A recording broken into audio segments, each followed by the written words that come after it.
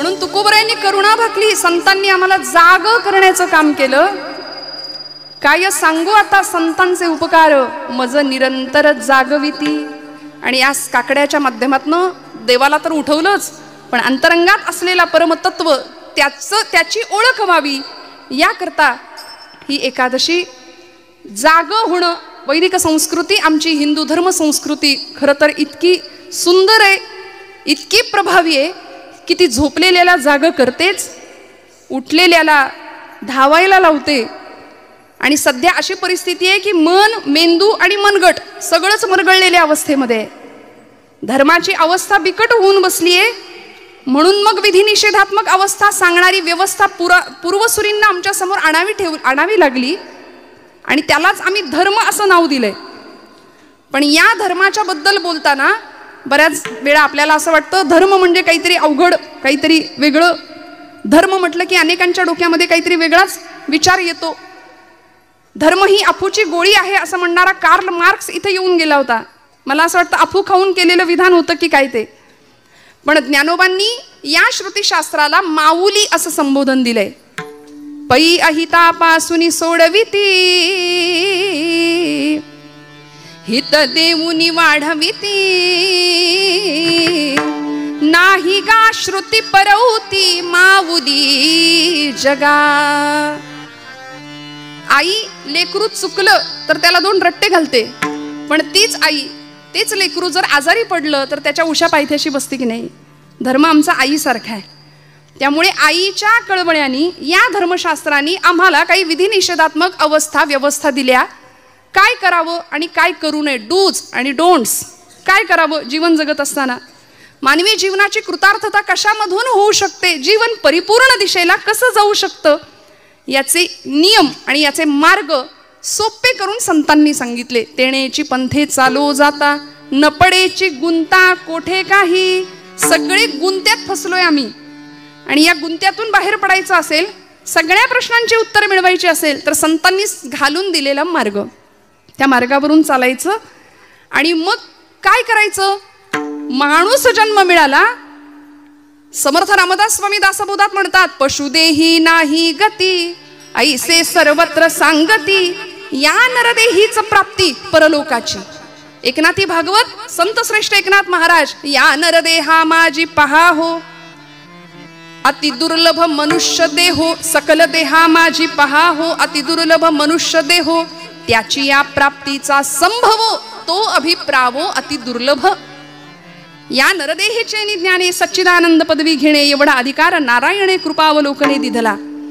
त्यामुळे मनुष्य जन्माला यायचं आणि काय मिळवायचं, आयुष्याच्या साधने सच्चिदानंद पदवी घेणे. सच्चिद आणि आनंद या पदवीला आम्ही प्राप्त होऊ शकतो, जी माऊलींनी मिळवली, जी तुकोबरायांनी अवस्था प्राप्त केली. म्हणून तर सच्चिदानंद मूर्ती पाय दाखवी आम्हा, असं रामेश्वर शास्त्रींनी आरती केली महाराजांची. त्यामुळे या स्थितीला जर आम्हाला पोहोचायचं असेल तर माणूस आणि पशु यामध्ये एकच मोठा फरक आहे की माणसाला नियम घालून दिलेत शास्त्रकारांनी, धर्मानी. पशूंना काही नियम नाहीत, कुठलं बंधन नाही, कसंही जगा, कसंही वागा. आणि आज माणूस नियमबाह्य वर्तन करतो, मर्यादे पलीकडे जाऊन वर्तन करतो. म्हणून तर त्याचं जगणं मानव न राहता मानवाचा दानव झालाय. ही परिस्थिती आहे. म्हणून आतमध्ये डोकवायचं असेल तर संतांच्या वाटेवरून चालावं लागेल. आणि मग नियम काय दिलेत आम्हाला, त्या नियमांनी आमचं अनुसरण करावं लागेल. व्रत, वैकल्य, जपजाप्य, तीर्थयात्रा, दान, धर्म जो तो सगळे आपापल्या परीने करतात. परमार्थ ज्याला त्याला जमेल, ज्याला त्याला पचेल, ज्याला त्याला रुचेल असा प्रत्येक जण करतोय. पण कधी कधी काय होतं, खूप लक्ष देऊ नाही का, परमार्थाचा अर्थ कळायला आम्हाला वेळ लागतो बरं का. परमार्थाचा अर्थ कळायला आम्हाला वेळ लागतो, अर्थाचा परमार्थ लगेच कळतो. विठ्ठल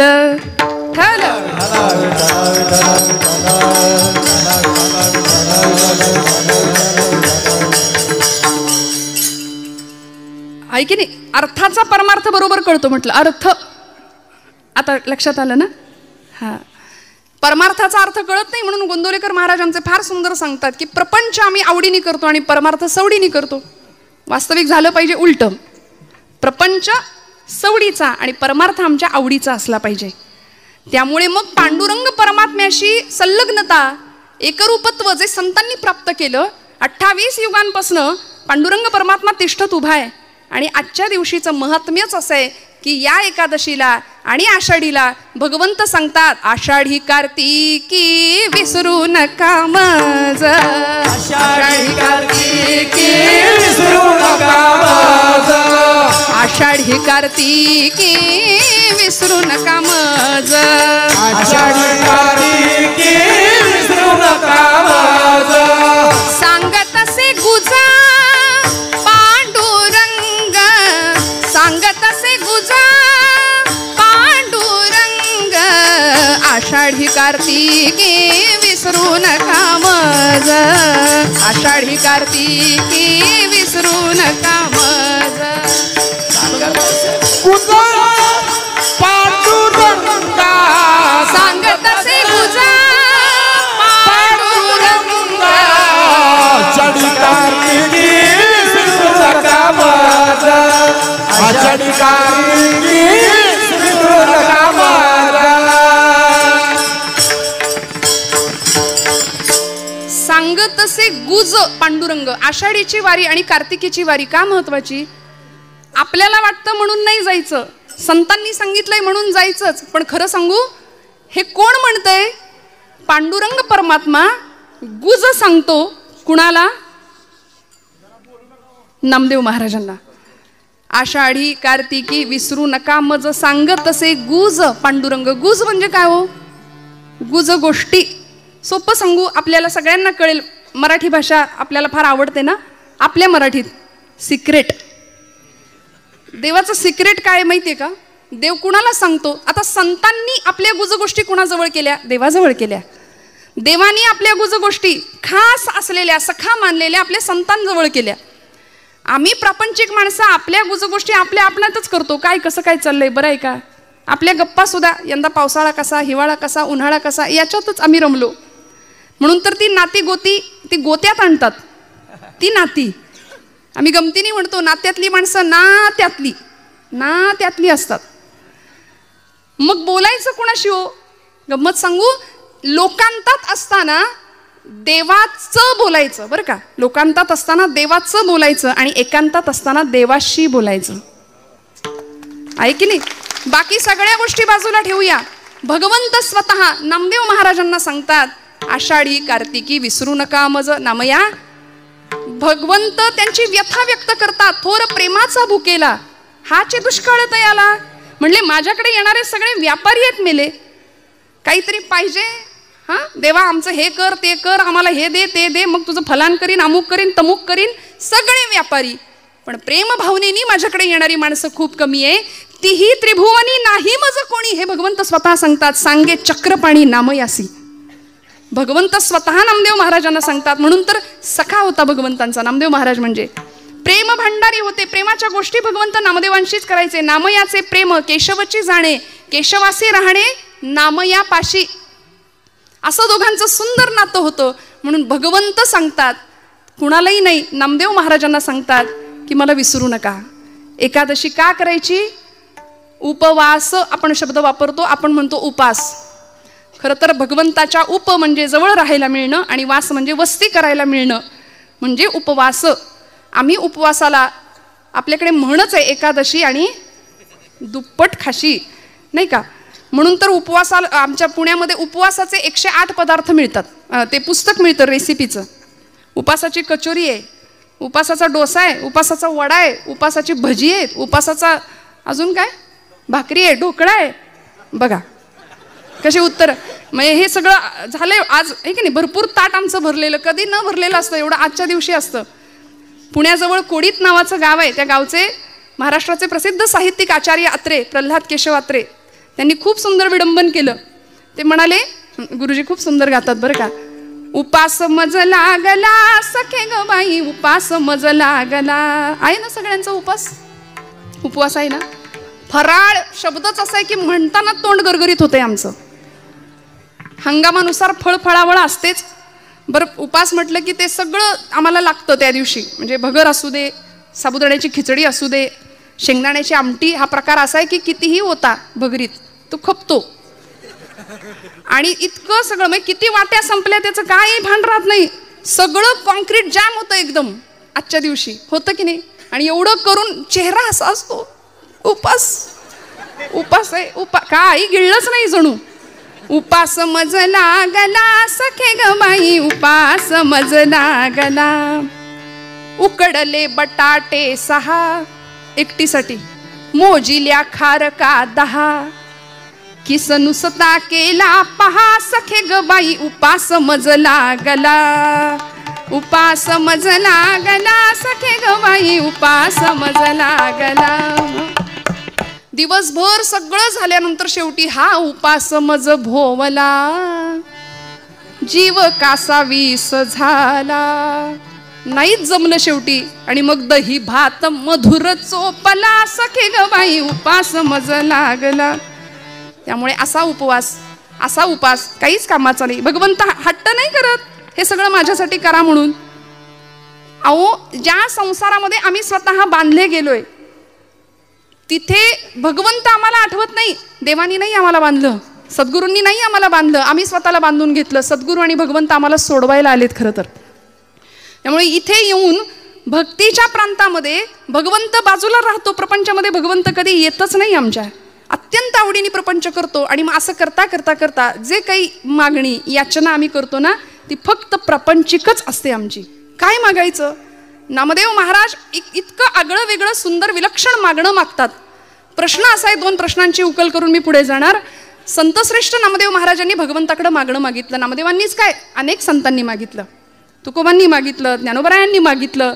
समर्थ रामदास स्वामी म्हणतात, कल्याण करी रामराया जनहित विवरी, तळमळ तळमळ होतची आहे तुझा तूची सावरी. माऊलींचं पसायदान प्रसिद्ध आहे. विश्वाचे आर्त माझ्या मनी प्रकाशले असं म्हणणारे ज्ञानोबराय जगाच्या कल्याणाकरता विश्वात्मक भगवंताकडे पसायदान मागतात. जे खळांची व्यंकटी सांडो, तया सत्कर्मी रती वाढो, भूता परस्परे पडो मैत्र जीवांचे. खळांची व्यंकटी सांडू दे, दुष्टांचा दुष्टपणा नष्ट होऊ दे म्हणाले. इतकं उदात्त. जगाच्या पाठीवर इतकं ताकदीचं मागणं कुणीच नाही मागितलं. मागणारा तितक्या ताकदीचा, देणारा सुद्धा तेवढ्याच ताकदीचा आहे. ज्ञानोबांचं मागणं आम्हाला सगळ्यांना माहिती आहे. ज्यांचा अभंग आपण निरूपणाला घेतलाय त्या नामदेव रायांचं पसायदान प्रसिद्ध आहे. आकल्पायुष्य भावे तया कुळा, माझी या सकळा हरिचिया दासा. हे नामदेवांचं मागणं प्रसिद्ध आहे. प्रश्न असा आहे, संत का मागतात? जर संत आहेत तर ते मागतात का? मागायची गरज का पडते? कारण भगवद्गीतेच्या 12व्या अध्यायामध्ये भगवंताला मला प्रिय भक्त कोण आहे याचं उत्तर भगवंत सांगतात ना. अनपेक्ष शुचिर दक्ष उदासीनो गतव्यथा सर्वारंभ परित्यागी यो मद्भक्ता समे प्रिय.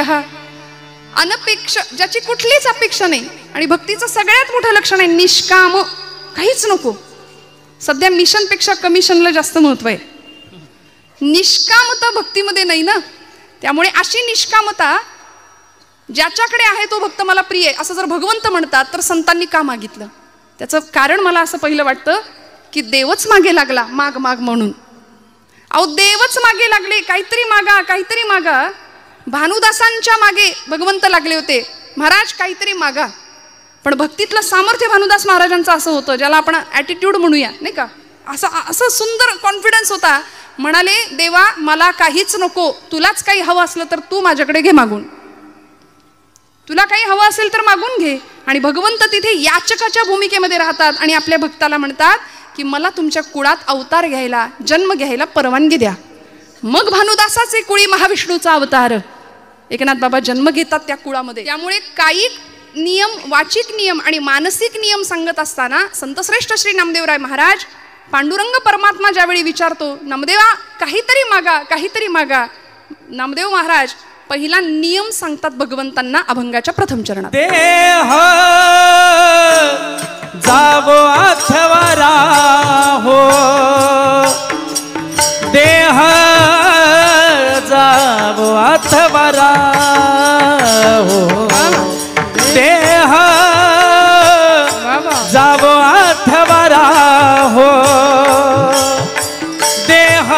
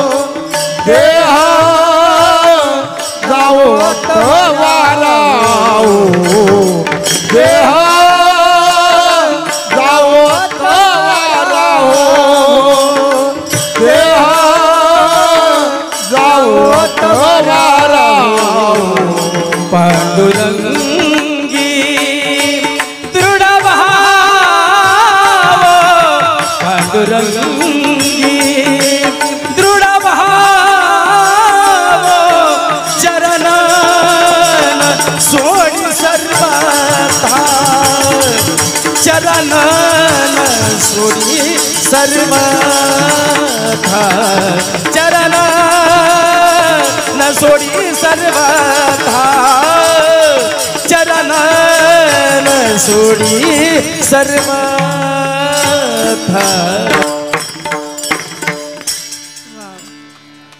वाजवा वाजवा, काटकसर नका करू बरं का. आवडल्यानंतर दाद मनापासून आली पाहिजे आणि ती छान दिलखुलासपणे दिली गेली पाहिजे. टाळ्या वाजवा ना जोरदार. देह जावो अथवा राहो पांडुरंगी दृढ भावो चरण सोडी सर्वथा आण तुझी पंढरीनाथा. संतश्रेष्ठ नामदेवराय महाराज म्हणतात की देवा, कायिक नियम सांगितला, माझा नियम आहे भगवंता. देह जावो अथवा राहो, माझा देह गेला तरी चालेल, राहिला तरी चालेल, फरक पडत नाही, पण देह जावो अथवा राहो पांडुरंगी दृढ भावो, तुझ्या चरणांवरती, तुझ्या नामाशी, तुझ्या गुणांशी माझं सख्यत्व जुळलं गेलं पाहिजे. भगवंता, मी तुझ्या अनुसंधानातच कायम राहिलो पाहिजे. ही नामदेव महाराजांची वाचिक नियमावली आहे, कायिक नियमावली आहे बरं का. कायिक तप, देहाचं तप आहे की भगवंतासाठीच हा देह समर्पित करणार आहे. मना चंदनाचे परित्वा झिजावे समर्थ म्हणतात. देह या शब्दाचा अर्थच असा आहे, यद्दहते नित्यम तद्देहम, जो सतत जळतोय त्यालाच म्हटलंय देह.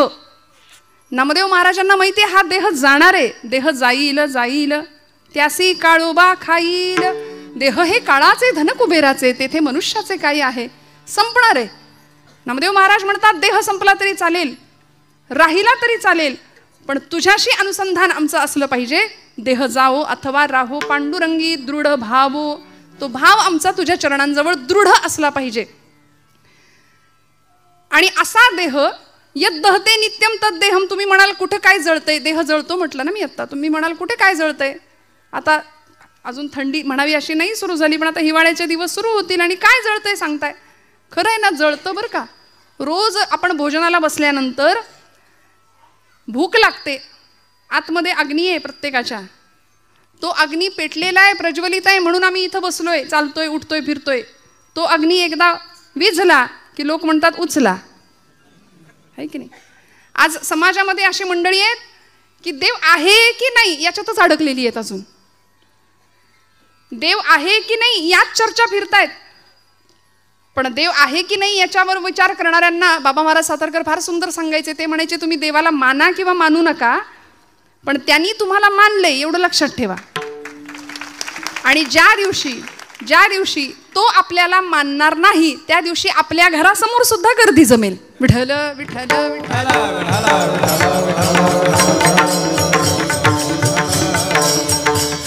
त्यामुळे या देहामध्ये एक अग्नी आहे. डॉक्टरी शास्त्र त्याला जठराग्नी म्हणतंय.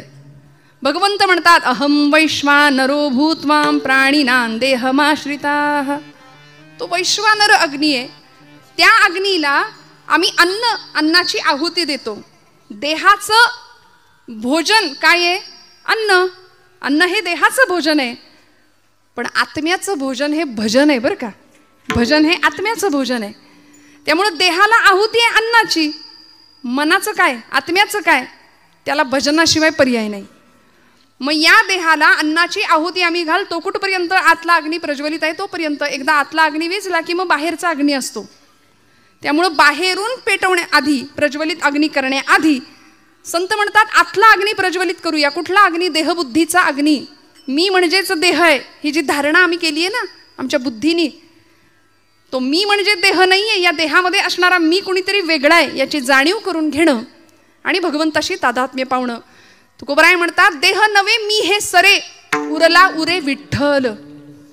स्वामी स्वरूपानंद नावाचे संत आहेत पावसला कोकणामध्ये. ते म्हणतात मी माझे मावळो सर्व, तू तुझे उगवो आता. माझं पण अहंता ममता संपून जावी, देहाची आसक्ती संपून जावी आणि आतला प्रत्यय व्हावा. मग आनंद काय मिळणार आहे हो? तेथीचा आनंद ब्रह्मांडी न समाये, तेथीचा आनंद ब्रह्मांडी न समाये, उपमेशी काय देऊ सुखा,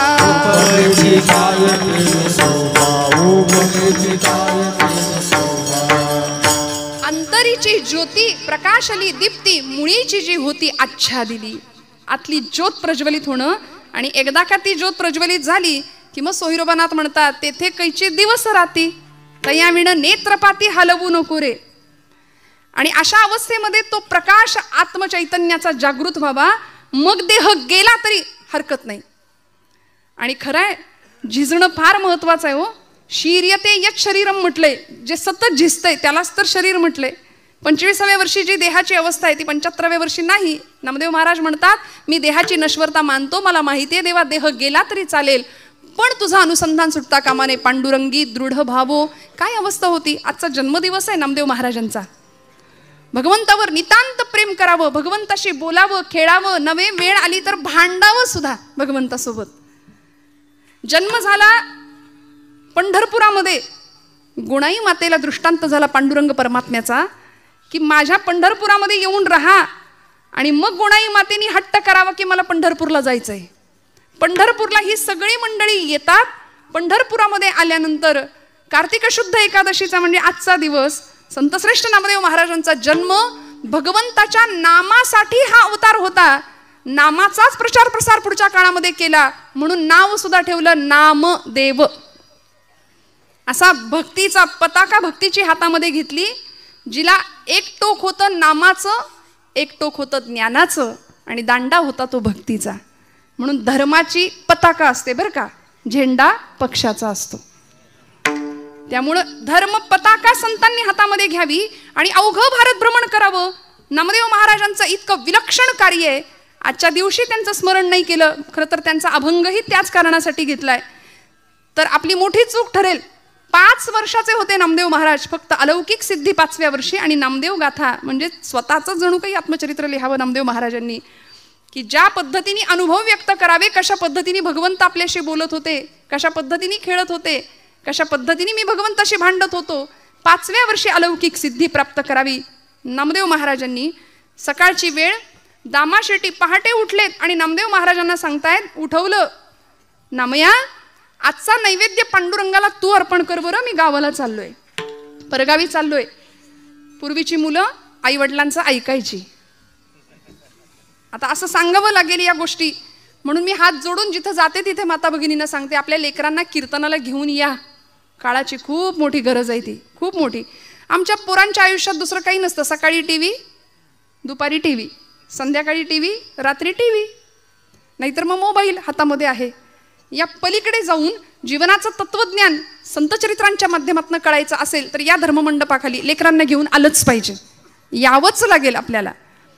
नामदेव महाराज कधी कळतील आम्हाला. 5 वर्षाचे होते नामदेव महाराज. आई वडिलांनी सांगितलं नामया देवाला नैवेद्य अर्पण करायचंय तुला. ऐकलं. 5 वर्षाचे होते. आईच्या मागे पहाटे बसणं लागले, आई आई लवकर लवकर पांडुरंगाला भूक लागली असेल, त्याच्याही आधी मला भूक लागली आहे, लवकर जेवायला दे, लवकर नैवेद्याचं ताट तयार कर.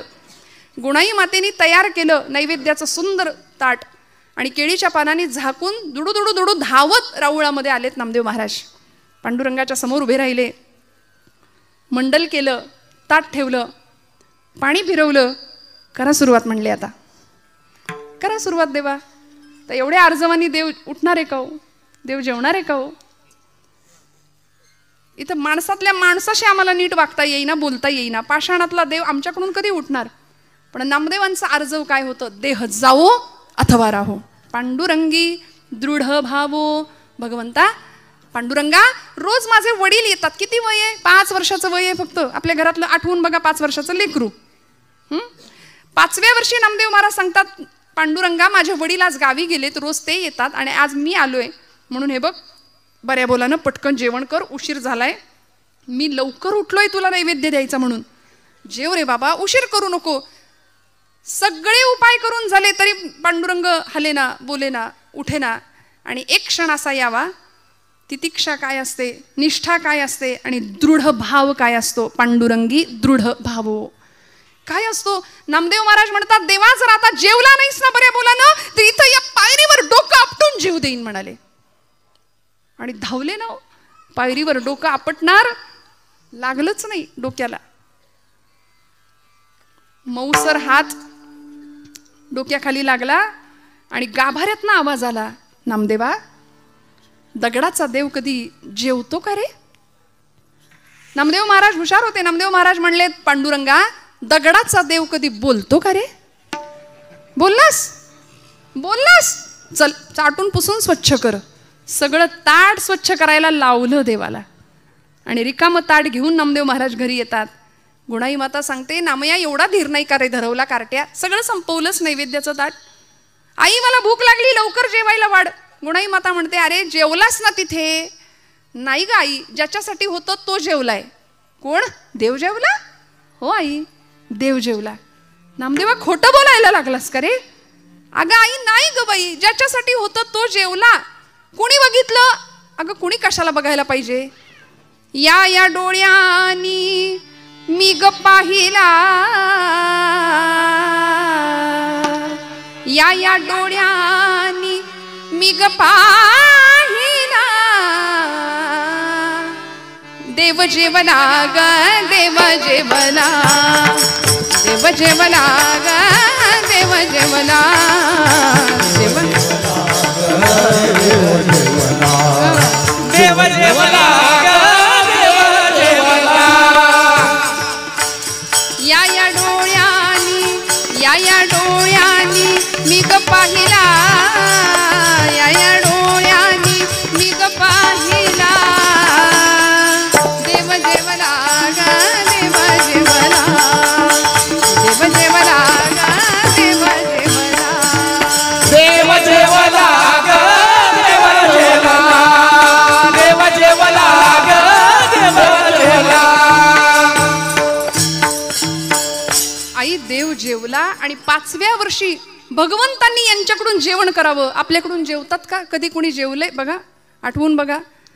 आपण देवासाठी कधी रडलोय देव जेवत नाही म्हणून? नामदेव महाराज रडले. दृढ निष्ठा होती, दृढ भाव होता.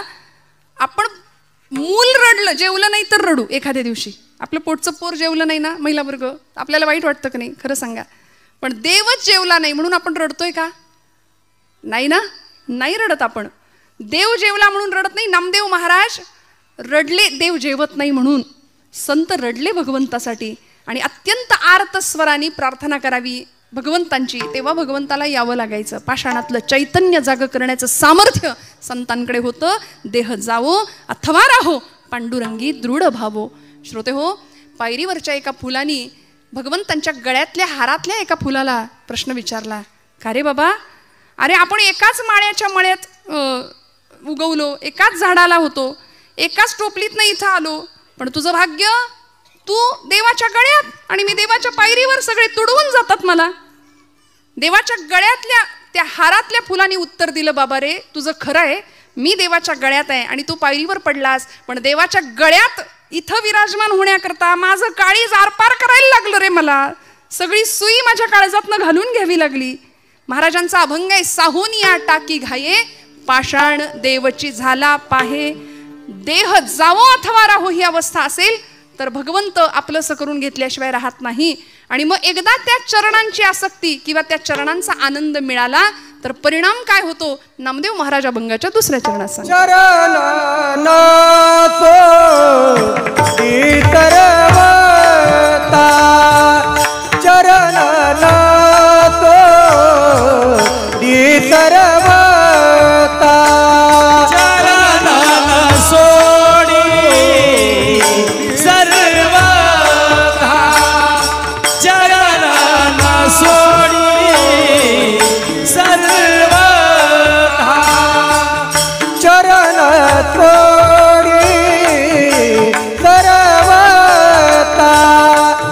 चरण तोडी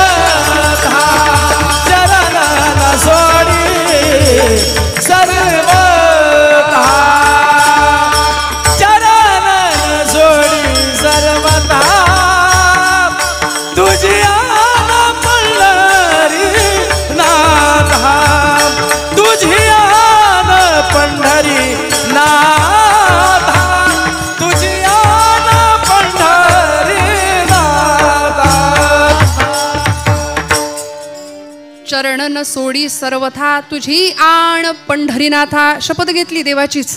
देवा आता तुझे चरण सोडणार नाही. आता तू गवसलास, तू प्राप्त झालास, आता तुला सोडणार नाही. जनी म्हणे बा विठ्ठला आता जीवेन सोडी तुला. ही जनाबाईंची पण अवस्था होती. काय आहे असं त्या चरणा सुखामध्ये? काय सांगू तुझ्या चरणीच्या सुखा, अनुभव ठाऊका नाही तुझं देवा. तुलाच माहिती नाही तुझ्या इथे काय आनंद आहे. का उभा राहिला देव विटेवर? भक्तांच्यासाठी तिष्ठत उभा राहिला. आणि प्रेमाचा भुकेला असलेला भगवंत, त्या भगवंताची ओढ खऱ्या संतांना लागली. त्या चरण सुखासाठी सगळी मंडळी आषाढी कार्तिकीची वाऱ्या करू लागली भगवंताला बघण्याकरता. काय आहे असं त्या भगवंताच्या दर्शनामध्ये काय मिळालं? नाथबाबांनी फार सुंदर सांगितलं. कृष्ण मूर्ती होय गे, कळो आली सोय गे, प्राणाचाही प्राणू पाहता, सुख सांगो काय गे. तुळशी माळ गळा गे, कस्तुरीचा टिळा गे, तुळशी माळ गळा गे, कस्तुरीचा टिळा गे. तुळशी माळ गळा गे, कस्तुरीचा टिळा, तुळशी माळ गळा गे, कस्तुरीचा टिळा.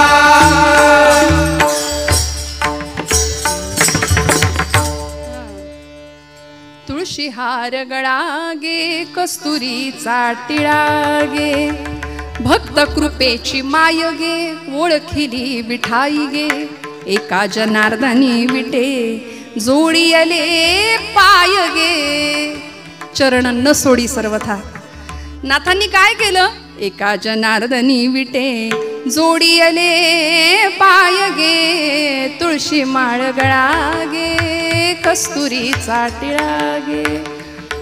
संतांनी सांगितलं जसं एखाद्या भ्रमराला, त्या कमळाला कळत नाही माझ्याकडे काय आहे, पण भ्रमराला कळतं. कुमुदिनी काय जाणे परिमळ, भ्रमरा सकळ भोगीतासे, कुमुदिनी काय जाणे. भगवंतांच्या चरण सुखामध्ये नेमकं काय आहे? सगळ्या सुखांचा आगर असलेला परमात्मा, त्याच्या चरणाचं वेड संतांना लागलं. म्हणून आता तुझे चरण सोडणार नाही. नामदेव महाराज म्हणतात, चरणन सोडी सर्वथा आण. शपथ त्याचीच घेतली. आण तुझी पंढरीनाथा, देवा माझे मन लागो तुझे चरणी, देवा माझे मन लागो तुझे चरणी. संसार व्यसनी पडो नेदी, संसार व्यसनी पडो नेदी, संसार व्यसनी पडो नेदी. नामस्मरण घडो संत समागम, वाऊगाची भ्रम नको देवा. नाथांचं मागणं आहे. आज या कायिक आणि वाचिक मानसिक मागण्यामध्ये, नियमामध्ये संतश्रेष्ठ नामदेव महाराज सांगतात, हा मानसिक नियम आहे बरं का. चरणन सोडी सर्वथा आण तुझी पंढरीनाथा. या मनानी धाव कुठं घेतली पाहिजे? तुकोबराय सांगतात, मना तेथे धाव घेई,